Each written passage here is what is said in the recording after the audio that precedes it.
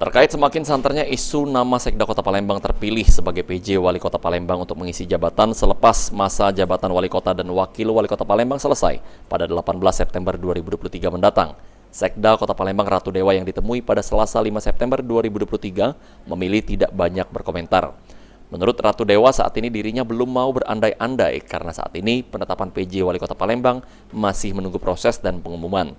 Selain itu, hingga saat ini belum ada pemberitahuan ataupun laporan terkait dirinya terpilih menjadi PJ Wali Kota Palembang.